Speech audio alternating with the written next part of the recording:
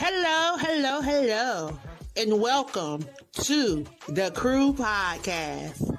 I am the visionary Queen Angela, and welcome to Season 2. I want to thank you for tuning in and for all of your support throughout Season 1. We're back, them Divas of the Airwaves. So thank you for joining us tonight. Share this with someone in your circle. At Wings of Transformation Publishing, we are committed to helping our authors reach their goals and pursue their dreams of becoming published authors. We work closely with each author to ensure a successful publishing experience, and we are dedicated to helping them tell their stories in the most meaningful and impactful ways. We look forward to putting you on the path to writing your book.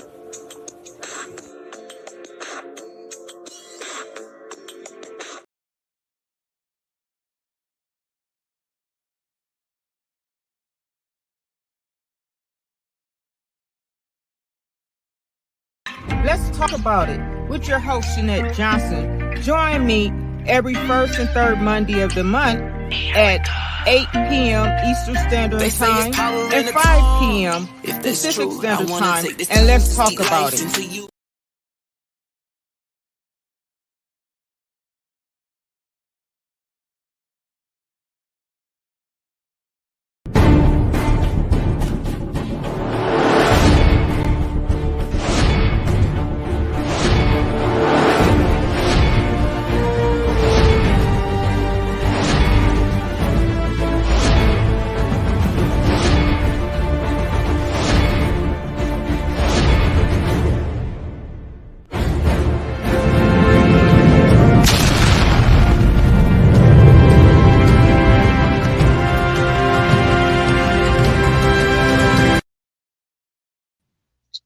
Good evening, and thank you for joining me on this evening.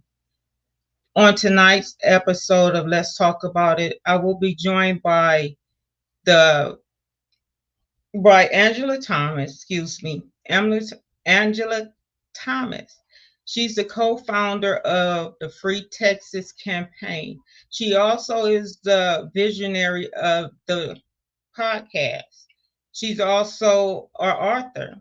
Also will be joining us is Cornell. He's currently incarcerated in Texas. He's been incarcerated for the past 33 years on a wrongful conviction. So let's sit back, grab your favorite drink, and let's talk. Welcome, Angela.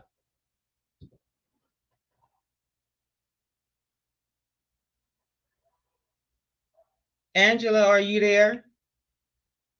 He didn't want me to come on. He didn't want me to come on, but yeah, I'm here. It's always something.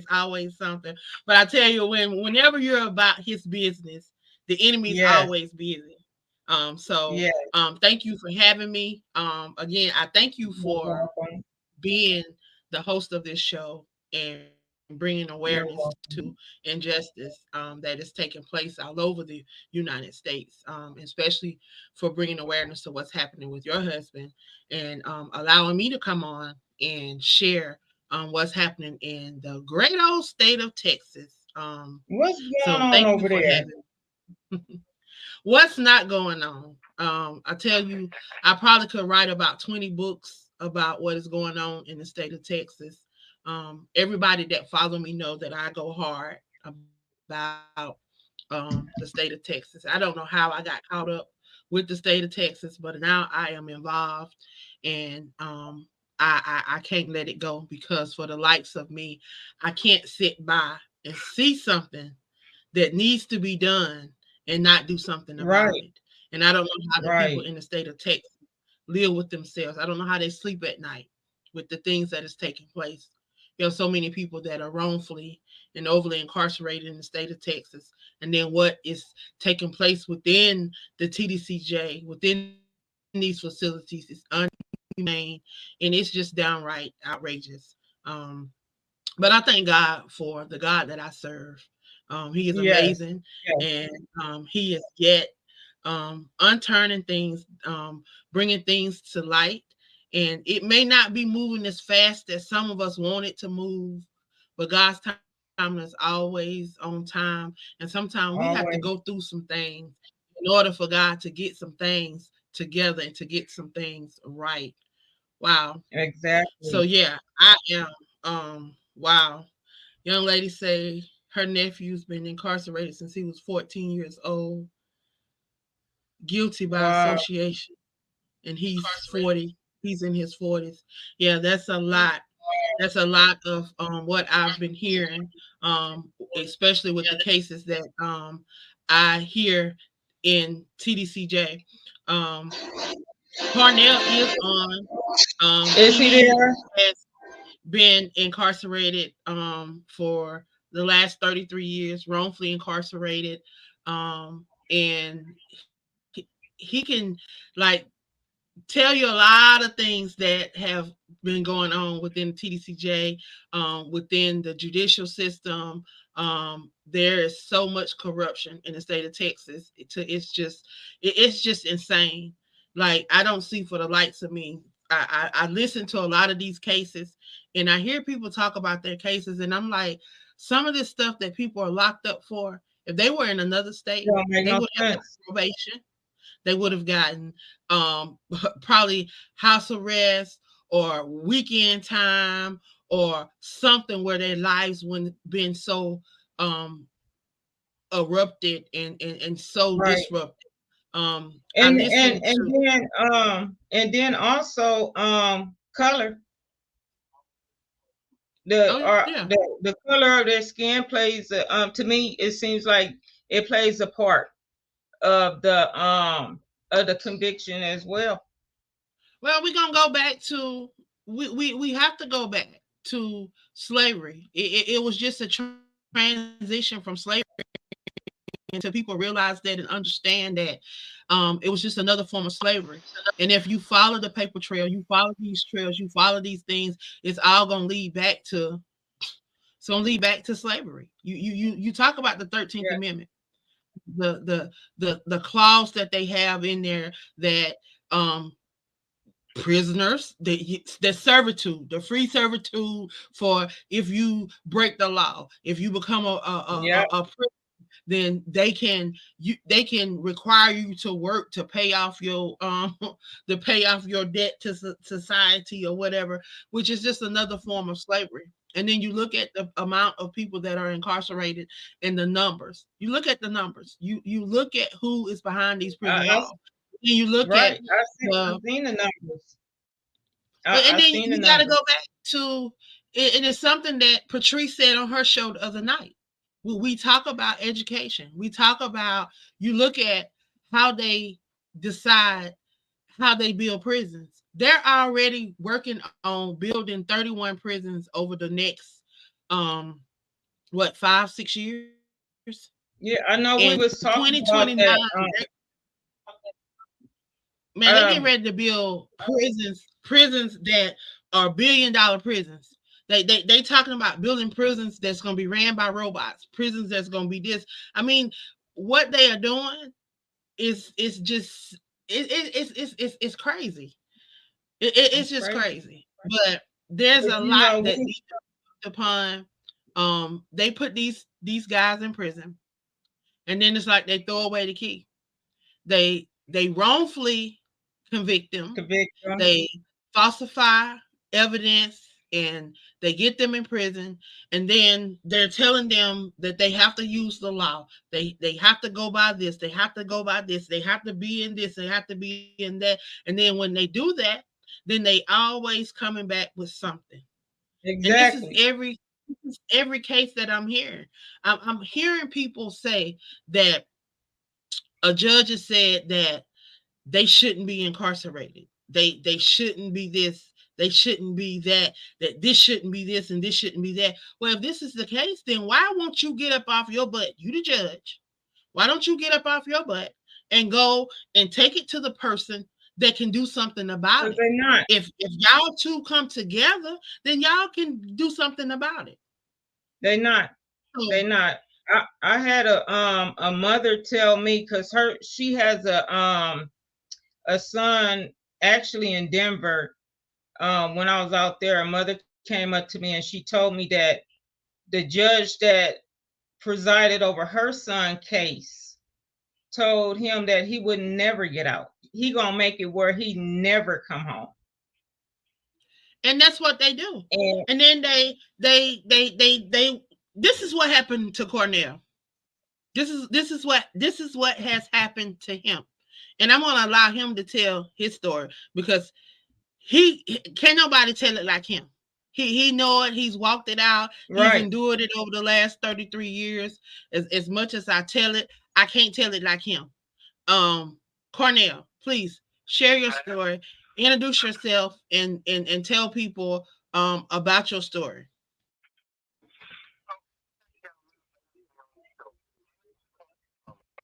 I'm born and raised out of San I Antonio, can't Texas. hear him. I'm 62 years old. Ma'am? You can't hear him? I no, I can't hear him. Okay, let me try to turn this phone up a little bit. Can you hear me? Can you hear me now? I can hear you now. Can she? Okay, my name is Cornell Drummer. I was born and raised in San Antonio, Texas. I'm 62 years old. I've been incarcerated for the past 33 years from Bear County, Texas, which is in San Antonio, Texas. I'm currently here for a party to the offense of a murder and a delivery of a controlled substance ran consecutive.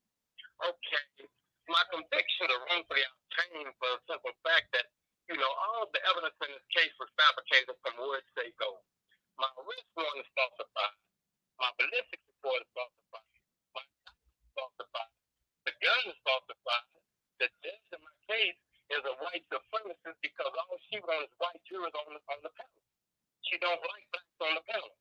So I was represented by a former appointed district attorney who allowed the courtroom to be closed during trial proceedings. I'm the only African American in the courtroom with 10 white police officers standing behind me in the courtroom in the presence of an all-white jury. That's on the delivery case. I got convicted for that case. I got 55 years. I turned around and took me back to court again 3 months later, and the very same thing happened in court with another all-white jury with the doors locked between 2 highly publicized capital murder trials. Okay, my judge did not want blacks on the jury, so again, I was represented by around 55. To put me in appeal my case. Come to learn that no records ever went to the Court of Appeal to affirm my conviction. Well, since this time now, I have taken it upon myself to do a thorough investigation into my case. But little did I know, my case is a part of an evidence-fixing judge donation, DA favoritism, grand jury racketeering scandal, which is all over the state of Texas. This process has plagued our criminal justice system and has sent innocent people to prison for crimes they didn't commit. And I'm talking about thousands and thousands of innocent men and women right today in prison for crimes they did not commit. Right now, I'm dealing with a situation of a case right now of a guy named Roberto De La Cruz. He was convicted in Houston, Texas now for a crime that he didn't commit. And since this time, man, his family has fought hard, just like our families have fought hard to try to get him exonerated for his case. But here in the state of Texas, our state legislators and our Texas representatives and our Texas governors and them, they do not care anything about justice. All they care about, man, is money. She's absolutely right. This is a slavery state. And because of that, man, there's thousands of us in prison because of the involuntary servitude that being incarcerated is working for free in these prison systems, man, who can't get out. Why? Because here in the state of Texas, we have what you call 1107. And once you raise it one time, you can't file anything else after that, which means that these people are hiding the evidence and they're denying you. So when you do get the evidence, you can't use it no more. So therefore, you have to stay in prison for the rest of your life. The same process is with the juvenile facilities. They did them the same identical way. These kids have to do 40 years flat because they were framed and convicted as juveniles. So now the state of Texas do not want to do anything to give them any relief. Man, I've been fighting criminal justice system for 40 years now. I've been in prison for the last 3 times now. And all I do is fight the criminal justice system.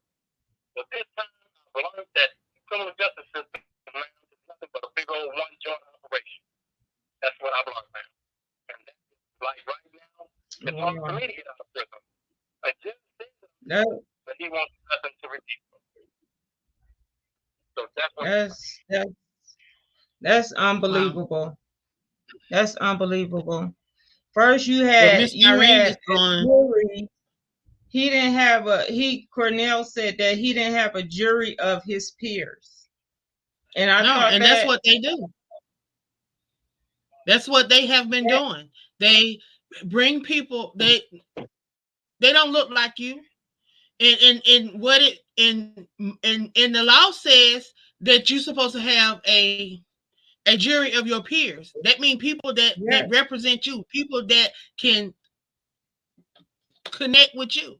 So if I'm black, then there should be some black people on my jury. If I'm exactly. Hispanic, there should be some Hispanic people on my jury. It should not be an all white jury. No, And that's what they have been doing in the state of Texas. Like the state of and this, Texas have been doing a lot. They have been doing a lot that they should not be doing. Um, for real, and it's sad. They are corrupt, and it start with the governor. It start with him, and it goes Mhm. down. And this has been going on now 3 to 4 decades. You're heading into a decade because it's been a long time. Mhm. This man has been in office for a long time. You talking about people that have been locked up now? Man, this ain't no joke. This it's not a joke. It's not a joke with me. These are people that I deal with on a day-to-day basis that call me that's locked up in the TDCJ. These people call me and tell me about their cases. Every last one of them, if you listen to their story, it's a pattern. It's a pattern of corruption in the state of Texas. They Mhm. fabricated evidence. They've Yep. allowed witnesses to lie. They have perjured. They've done all kind of stuff. And then you bring it up, you bring it before them, then they want to drop the time stamps. They want to say, oh well, the time is past that. How, if I'm innocent, how do time expire on me being innocent? I'm always gonna be, if I'm innocent, I'm always gonna be innocent. So it's not, Mhm. it shouldn't be an expiration on me being innocent. If I'm innocent and y'all know put me in right, prison and I'm innocent, then y'all should be setting me free. My thing is, if Mhm. y'all got these people up here, y'all exactly. say y'all couldn't do nothing, y'all couldn't reverse the charges, y'all couldn't do nothing. Okay, so now you got them in prison. You can't reverse the charges, but you can let them go home. You can parole them out. You can let these people out No, when they you don't want know them you to wrong. go home But because they don't want to admit that they have they wronged people. That's the issue. Pride. And then they thinking they gonna miss out on money. Because if you look at it, I'm in all these yep, different little groups. You look at it, follow the money trail. Your governor of Texas, this man get a kickback of about 55,000 a year from the prison system that goes to his campaign. It is in black and white. I got it on a snapshot. Somebody posted it inside of a group, and I got it. And he's not the only one. You got people that elected officials that are getting money. I'm talking about that. It may not be a whole lot, but they are getting money, and it yep. shouldn't be happening. That is a conflict of interest. How? How can they be biased when you got your hands in the cookie jar? How can you be biased? How can you be Mhm. fair? You can't. How can you be fair? Justice You ain't can't. blind. You cannot. But Justice it's is not okay blind. because She guess looking what? right there at us. I'm telling you, I am writing. I'm in school. Everybody that follow me and support the platform know I'm in school. I'm working on my master's, and I'm taking a leadership and organizational behavior class. And we had to pick an organization to write Mm-hmm. about and to talk about things that they are failing in, and things that can be fixed and how to fix it and offer solutions. Man, y'all know I wrote on TDCJ. Yeah, y'all know I wrote on TDCJ and the parole board. Okay, so the first paper, I Tell us actually about turned it those in late. papers. I didn't get all of the points, but hey, I made an A. How about that? I made an A on it. So the second one, how about I get all the points?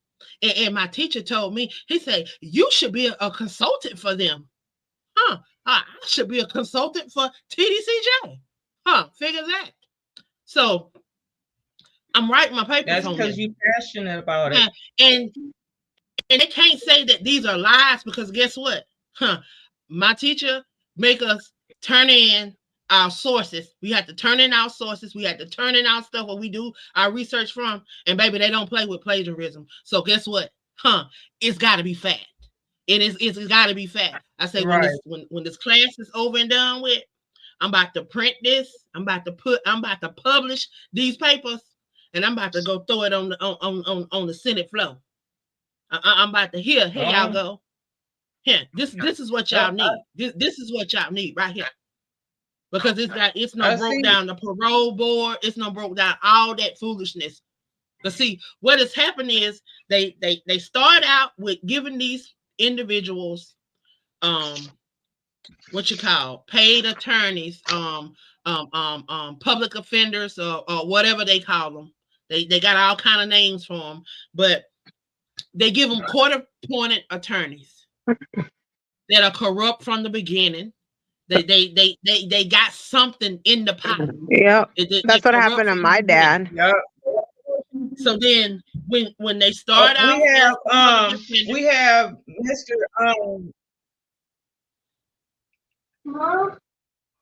We Dela Mr. have Dela Cruz. Cruz Mr. daughter, Dela Cruz Yes, ma'am. with that's his us. daughter, Her father is Irene. currently incarcerated on a wrongful conviction. He been in there for 26 years. They say he committed a murder. Can you give us Hmm. some more insight on that case? I think one of the biggest things, and I hear y'all talk, and I wonder why things like that happen, because in my dad's case, we have gone through his transcript I don't know how many times. Like a lot of that stuff we've memorized. And I just don't understand how you have people that, are in the court system and they can read this and they see that it's lies and it's not adding up, but yet they choose to ignore it or not even want to give them another trial. My dad, he has been there for 26 years, and from the day that they killed this man, my dad has never known this guy. He's always said the same thing: I don't know him, I didn't see him that day. And so what the Baytown Police Department did is they grabbed two informants, which is the same for a lot of these cases. They go pick up these crackheads that have committed crimes, and they get away with them because you know what? They're informants for them. So when they need them, they use them. And this is what happened to my dad. He had two informants, one of them being my ex brother-in-law. And they used them to fabricate a story against my dad. We didn't know about this story until 7 months later. My brother-in-law had signed a statement saying that he was with my father whenever they killed Mr. Jorge Pena. And we didn't find out until 7 months later. And that's because the detectives took a statement from my brother-in-law to my dad, showing him, look here, even your own son-in-law signed a statement saying that you killed this guy. So when we find out about it, we start talking as a family. We start talking to attorneys. And so when they fabricated that case, their story was that my dad had stopped at a little store here in Baytown and shot the guy one time in the face. There was no altercation. My dad basically went up to this guy that he didn't even know and just shot him in the face. And so when that happened, it just conveniently happened that my ex brother-in-law fainted, and the other guy lifted up this man that was probably 260, 270 pounds, put him in my dad's car, and they went and dumped him in a secluded area here in Baytown. That area was secluded. Not a lot of people knew about that area. So if you knew where you were going, you were, you knew what you were doing. So whenever they dumped this guy's body out there, per the police department, they dumped the body and they left. Well, the Baytown Police Department's own medical examiner, their medical examiner, contradicted their own story, saying that whenever this man was murdered, where he was murdered, that's where they found him, that's where he was murdered. That body was never moved. And another thing that contradicted their story was that this man didn't have one gunshot wound. He had two. They shot him with a 357 Magnum in the face, and then when he was on the floor, he shot him again in the head. So another thing about this case is that whenever this man died, he fell face forward and his hand was in his pocket. So whenever they found the body, his hand was still in his pocket. If this body was moved, why was his hand still in his pocket? So that right there was a lie. They lied Right. about that. And so we've always, reading the transcript and going through everything, the last person that saw him alive was his actual brother-in-law.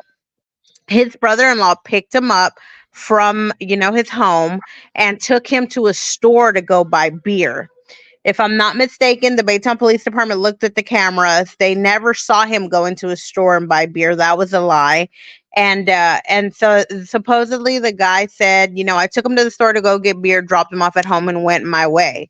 But this man here, his ex brother-in-law or his brother-in-law, he committed suicide 2 years later on Christmas Day with a 357 gun. Like we think it's the same gun. He committed suicide with the murder weapon. And so we asked to bring that gun here to Houston so that we could get that gun tested, and they wouldn't let us get our own independent person to check the gun. They said they would do it. They checked it and they said that it could be the gun, but they weren't going to say that it was. So here we have a murder weapon because this man committed suicide 2 years later. He shot himself, never said anything.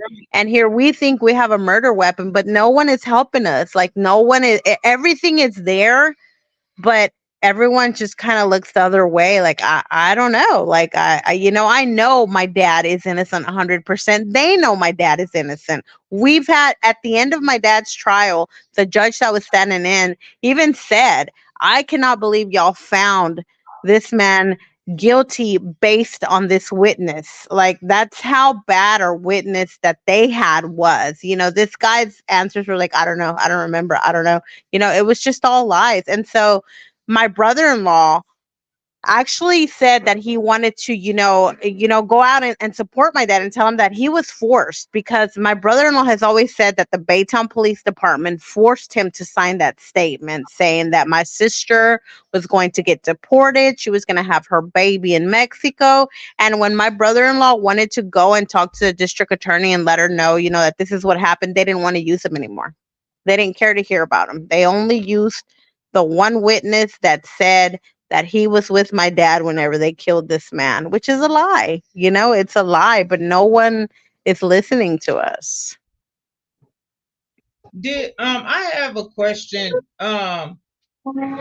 When you're you said the witness, did he identify your father in some type of lineup, or how did they get to the how did your father get involved? That's what I want to know. How did he get identified? My father was brought in to this case by two detectives, Raul Budd and Renee Hinojosa. Why they picked my dad out, I don't know. I don't know. I feel like they just wanted to close the case and they needed someone, and they used these guys to close it because my dad didn't know the guy. I don't know why my dad was picked out from anyone. You know what I mean? That remind me of similar. That's a similar case like my husband's case. He's currently in Denver, and actually I'm gonna have him come back to the and talk, because we had got a piece of news today that the main detective that was over his case has been arrested for impersonating an officer since he done retired, and he pulled a gun on someone. So now he's facing a felony, some felony charges for that. And they also looking into his cases because he falsified, he fabricated some of his cases as well. So it's just all over the state. I hear the same thing with everybody, Mm-hmm. and we have to speak up. We have to speak up. We have to go, and when our family members are away from us, when they're in that predicament, we have to make sure that they're okay. Yes, ma'am. Like we just got to make sure is that they're okay. Is your dad is he on the phone, Angela?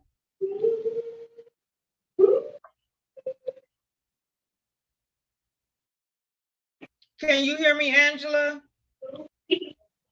Yeah. I think he's calling back now.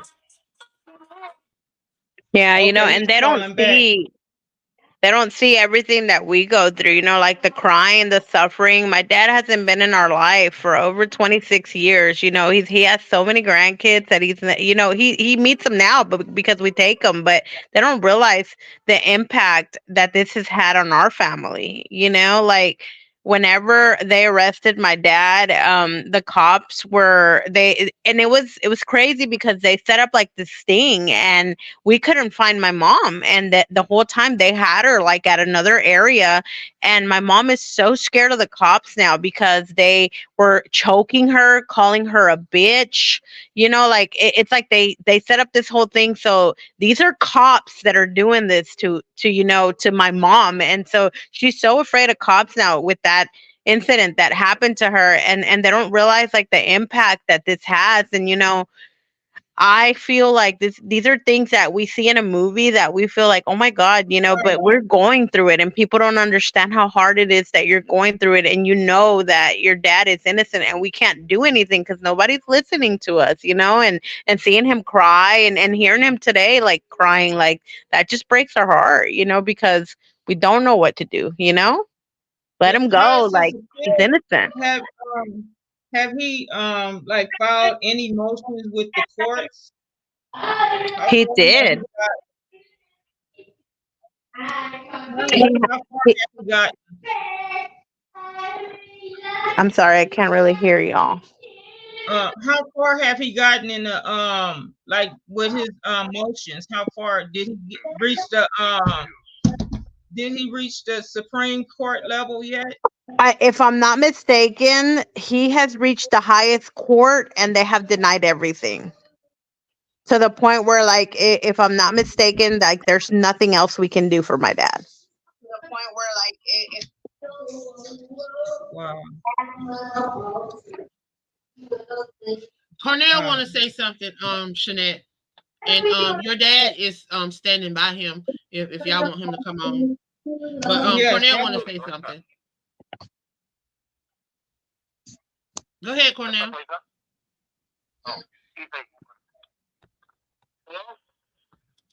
Okay, that's Mr. I Dela can hear Cruz. you. Yes. I can hear you.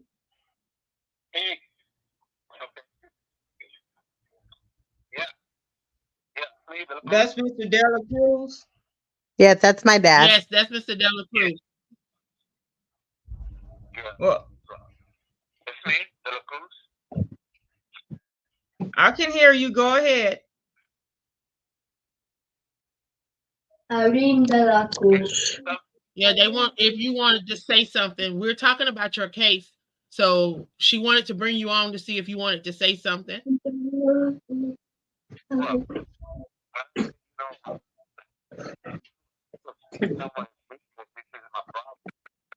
right, but what I say about my case, you know, but I say right, it's only what I say, innocent, you know, but too many use for innocent only for their corruption, but the police, but the detective Raúl Vaz and Raúl Noposa and Henry Scully, I say innocent. That's all that. And only what I want, you know, I want I need to go. I need to go. Someone, you know, someone, but someone, for my family, you know, I got too many, you know. You can't hear him? No, I can barely hear him. I Yeah, can I can bet. I can barely hear him. Yeah, Me they said they too. can't hear you.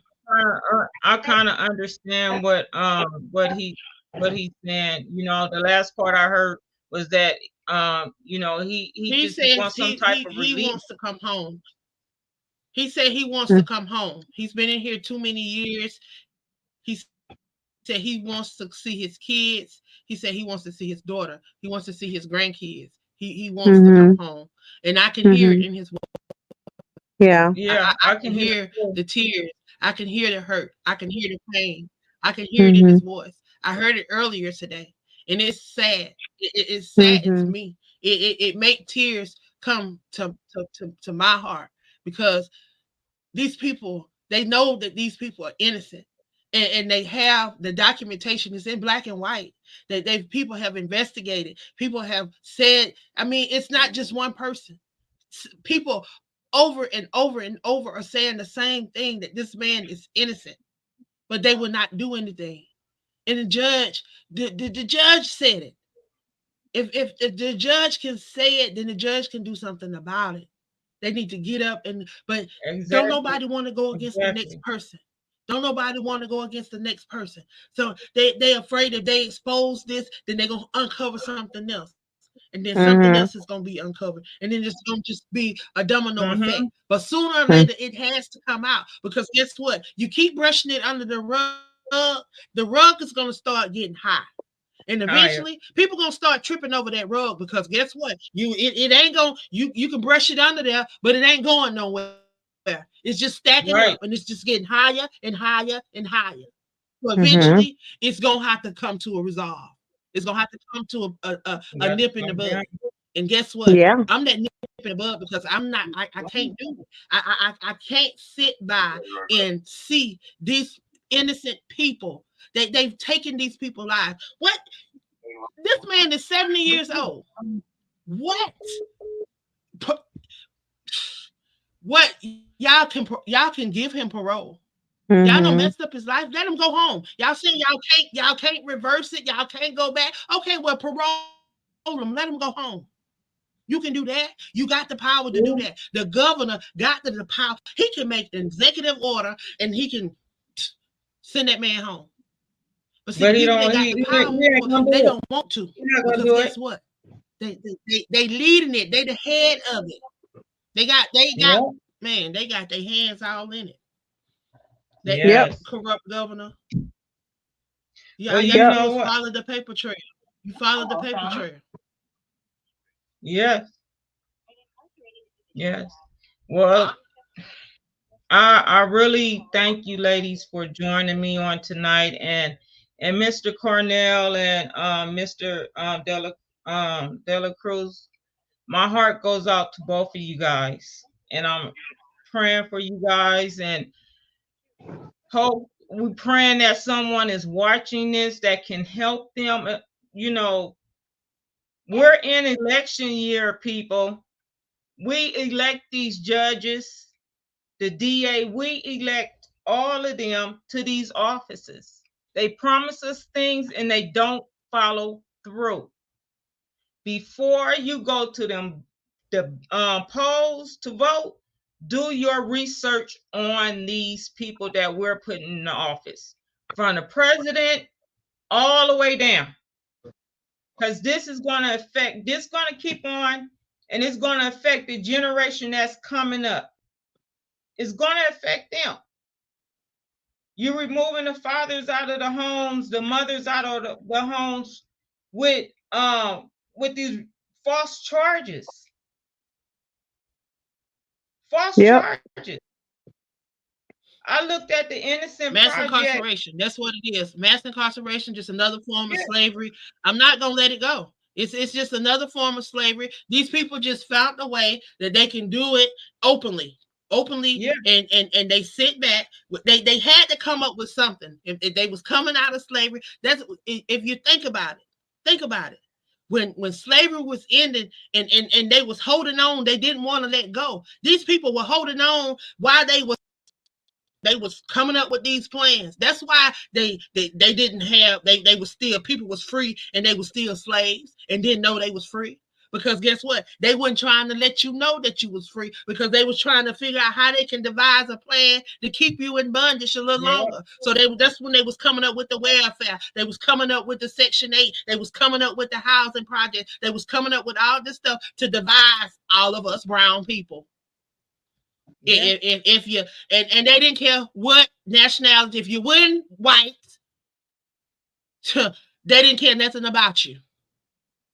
Right. And you better know the history of these prisons and why these prisons were set up, why they set up prisons, because that's what they was called in the beginning. And then you think about what the purpose of them was for. It was to house runaway slaves. That's what it was for. To house runaway slaves. And then you talk about how they housing these people. They putting these people in warehouses. That's what they're doing. You ask anybody what these prisons look like now. Warehouses. They say we just in a warehouse. Mm-hmm. That's what they're doing. They just putting they just throwing people in there. They not feeding them. They putting them on these steel bunk. They don't even give these people pillows. They don't have pillows. They give you one sheet.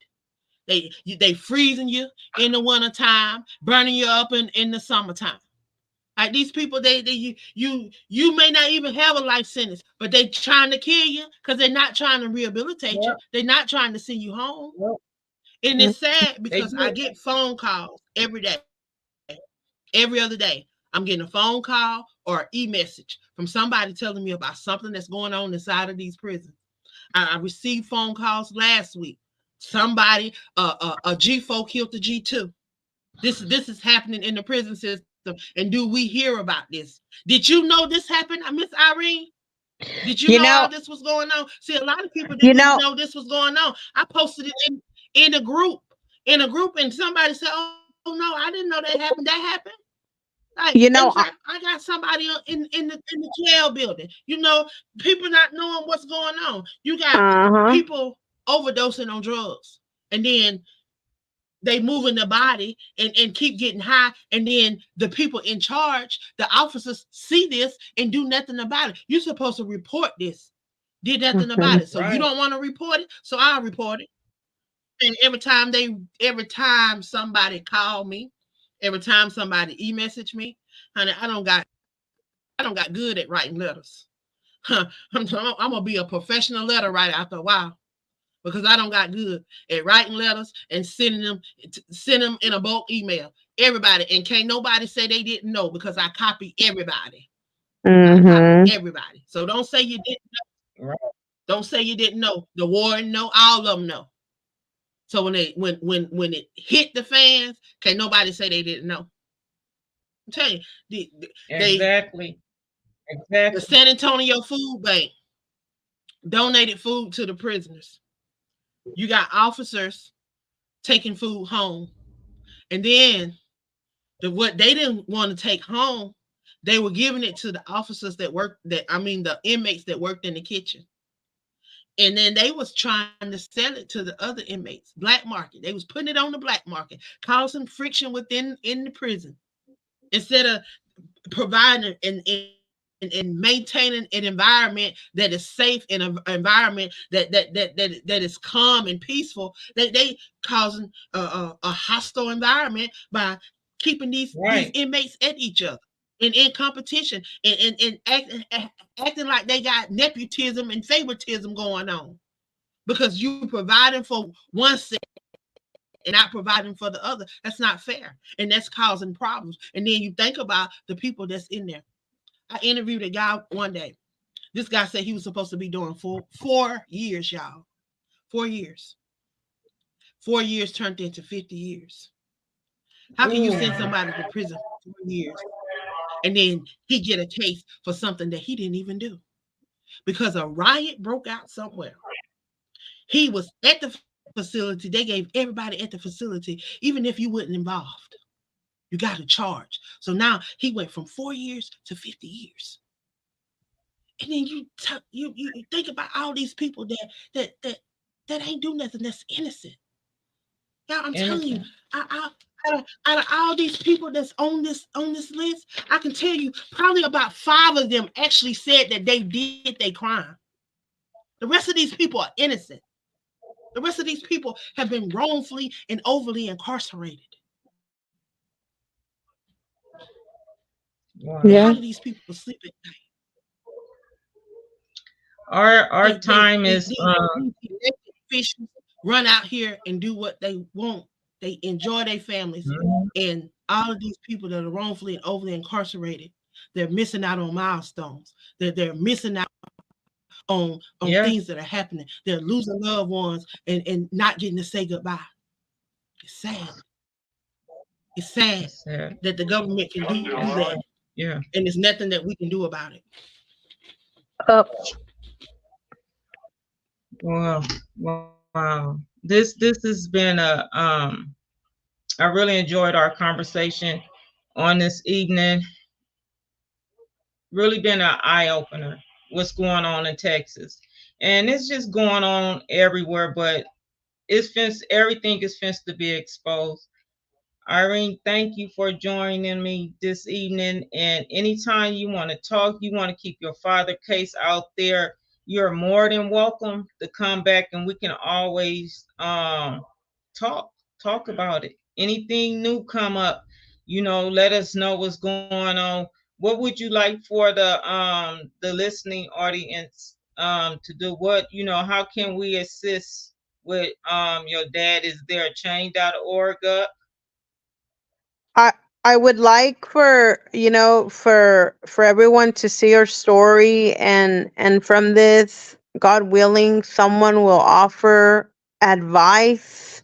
Um let us know what we can do. Someone can help, pick up my dad's case, like, or just kind of even guide us to what is the next step for us, because at this point, like, we don't know what to do. We've lost all hope, and we really appreciate y'all exposing this, because we don't know what else to do, and there's a reason why God put us here today, Right. so that y'all could, let this go out, and hopefully from this someone can help us, because we don't know what else to do.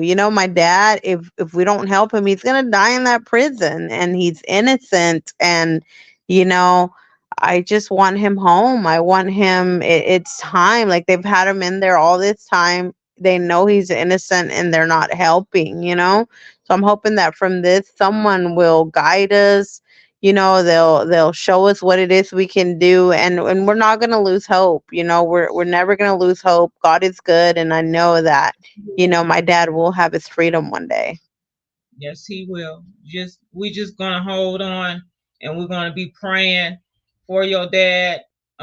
Miss Angela, it's always a pleasure seeing you and talking with Yes. you. And thank you for coming out. Thank you, Mr. Cornell and Mr. Dela Cruz, for joining us. Remember, you guys, it's time for us to vote. Mhm. We're going to hold them accountable. We're going to do our research on everyone that's up to vote, because we got our children and our grandchildren to think about. We don't want them Mhm. in this situation getting accused of something that they didn't do. Yep. Join me here every first and third Monday of the month. Next Monday, I will have Glenn Kemp with me. He's currently incarcerated in Denver. They sentenced him to 192 years on a wrongful conviction. Wow. Please join me next week. Remember, speak up, even if your voice gets shaky. Have a blessed night and see you next Monday. Thank you. You're welcome. You're welcome. Man, this is crazy. Let's talk about it with your host, Shanette Johnson. Join me every first and third Monday of the month at 8 p.m. Eastern Standard Time.